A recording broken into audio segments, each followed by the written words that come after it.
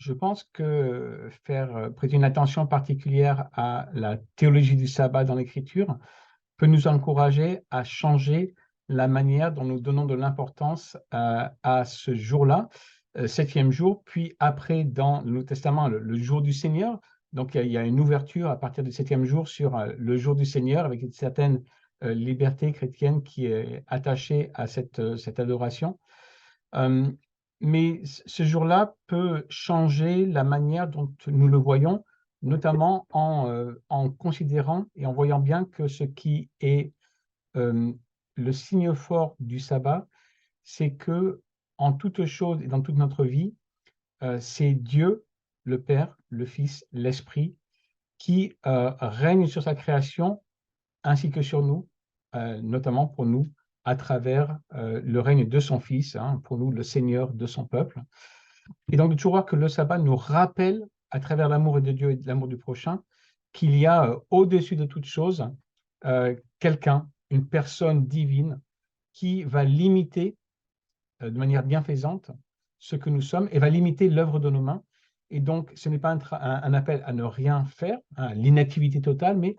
à une activité, à une pleine vie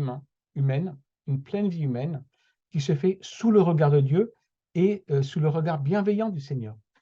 Et je crois que c'est ça qui est le plus important, qui peut transformer la manière dont nous vivons. On pourrait peut-être dire que le sabbat, même dans la théologie biblique, hein, de l'Écriture, est quelque chose qui peut nous rendre plus humains, puisque ça limite l'espoir qu'on met en nous-mêmes pour diriger notre espérance vers Dieu qui a créé, qui nous a sauvés et qui va rassembler et restaurer toutes choses, hein, récapituler et nous amener dans la nouvelle création. Et on pourrait presque dire que la nouvelle création est donc le sabbat parfait et que dans la nouvelle création, nous pourrons pleinement vivre ce à quoi nous étions appelés. Et dans notre œuvre d'évangélisation contemporaine, peut-être qu'on pourrait même dire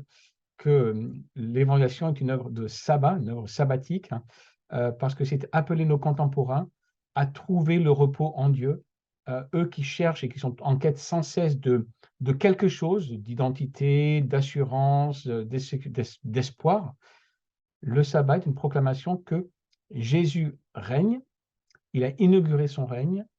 et que celui qui a été l'agent créateur va aussi restaurer toutes choses et nous serons en pleine communion avec lui dans l'éternité. Donc je pense que cet aspect-là peut vraiment transformer la manière dont nous vivons en tant que chrétiens dans ce monde et que ça peut vraiment être une occasion de témoigner de l'amour et de la grâce du Seigneur. C'est un petit peu ma prière si vous plongez dans ce livre-là, que nous ayons les yeux dirigés vers le Christ, hein, et aussi vers le royaume qui vient.